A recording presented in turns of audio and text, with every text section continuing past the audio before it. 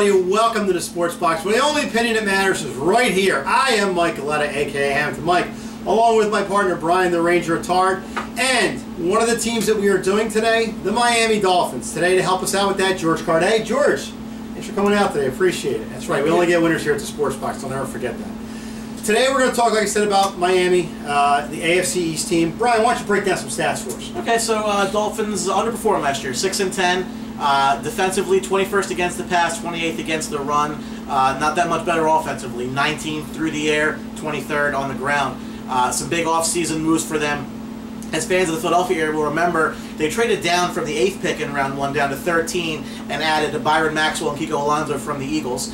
With that 13th pick, they ended up taking Laramie Tunsil, who many people thought could be a very high pick in this draft, as high as number 1. Fell in their laps at 13 due to some controversy surrounding him. They kind of broke out at the draft. Some off-field activities kind of played a role there. It was a little high on that, too. Was it? That's true. I won't go there, though. They did lose Lamar Miller to a big free agent deal in Houston. They ended up replacing him with the former Texan, Arian Foster, who was signed there. And, of course, the acquisition of Adam Gase, the new head coach, coming over from Chicago. He was the offensive coordinator with the Bears, previously also with the Broncos as well. All right, well, any talk with the Dolphins and how we hope they improve this year, I believe has to start at the top. Obviously, as you mentioned, Adam Gase, the new head coach. And, of course, Ryan Tannehill, who I believe had an off season last year. Last year was his 4th season. Usually that's when quarterbacks usually come into their own. They're able to really show what they have. Last year was a down season for him. I believe this year, working with Adam Gase, who's known throughout NFL circles as a quarterback whisperer, namely through his work with Peyton Manning. So I'm hoping that with Adam Gase in his camp now and maybe some additions like you mentioned in the offensive line are able to provide and help him with that.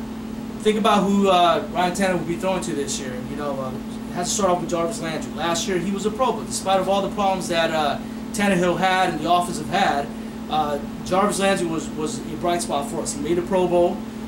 We also have a rookie from last year, second-year player now, Devontae Parker. Started off last year injured, therefore already behind the 8 ball. Last year, though, he flashed, particularly towards the end of the season when he was healthy, was able to get a lot of practices in, began to play more. Really flashed last year towards the end, so we're hoping that he's able to pick up where he left off last year.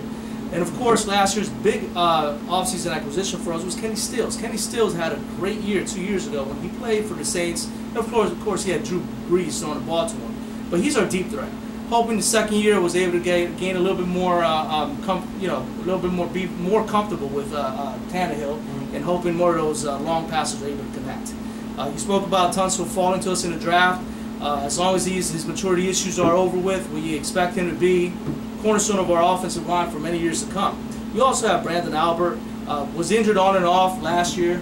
This year, again, we have a former Pro Bowl player. We have Pouncey as our center. So we have a couple, good offensive linemen that could really protect Tannehill. Hopefully this year. We had a free agent pickup this year. Bushrod came in this year, former Pro Bowl player.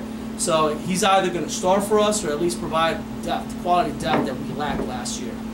So hoping that's going to help Tannehill in his pocket presence issues. As well, our running back situation. We let Lamar Miller go last year. You mentioned some of the stats. We were 23rd in rushing. A lot of that was due to the fact that we had poor offensive line play, and we didn't really rush the ball too much with our previous head coach and his philosophy. So this coach and his philosophy, maybe a little bit more ground and pound, we'll go a little bit back to that. Jay Ajayi, our rookie from last year, this year's second-year player. Again, Boise State, baby. There you go. He flashed for us limited opportunities behind Lamar Miller. He flashed as well for us, hoping that he's able to pick up there. And of course, we picked up Arian Foster. Now he's you have some. Well, also, given that, they also drafted Kenyon Drake, yes. So they do have running backs there. I think people kind of penciled in Jay Ajayi as the guy who's going to lead them going forward. I know a lot of fantasy guys did, and then out of nowhere they pick up Arian Foster. Do you think that's going to be kind of a timeshare? Do you think one of those guys ends up taking the lion's share? What's your take? I think eventually one of the guys will take the lion's share. In my opinion, if Arian Foster is able to come back to what he was before, if his injury issues are over and done with, if he's able to come back, you're talking about he was a few years back.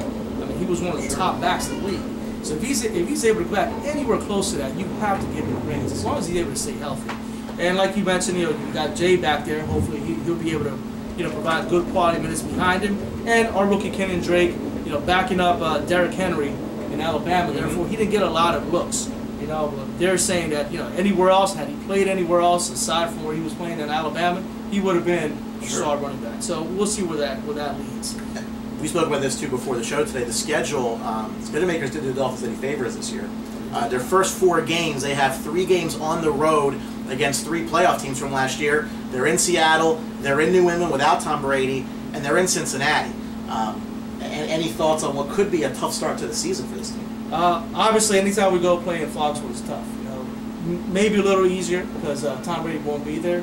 Either way, though, you got to figure playing in Foxborough, a very tough place for us to play. We have a young team too, very young team. I don't expect for us to start off, considering the fact that we have a tough schedule, we have a young team, have a new head coach. It's going to take a little time, I believe, for this team to gel, particularly in the beginning of the season. Defensively, if you mind me going there real quick, defensively, last year, again, Cameron Wake, he's been a beast for us the past couple of years. He terrorizes quarterbacks. He got hurt for us last year, tore his Achilles tendon. He's back for us this year. I want to say he's 34, 35 years old, so he's getting a little older. He's getting a little older to see how his body responds. From everything I'm hearing and reading about in camp so far, it looks good. So hopefully he's able to get back. Dominic Sue, last year, big defense acquisition that we had at the beginning of the season. A lot of money. A lot of money. Didn't play up to that, particularly in the beginning of the season. A lot of that had to do with a lot of instability with our head coach got let go halfway through the year. Our defense corner got let go.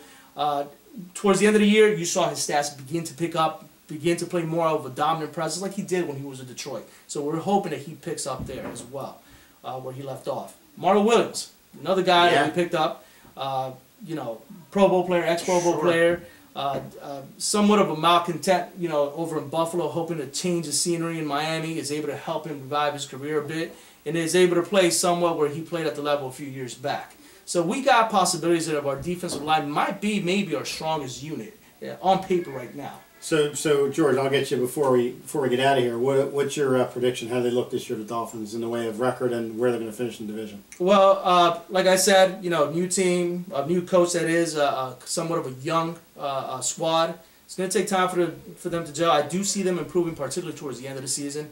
I'm going to go with 8-8 right now. 8-8. We say second or third in division, or?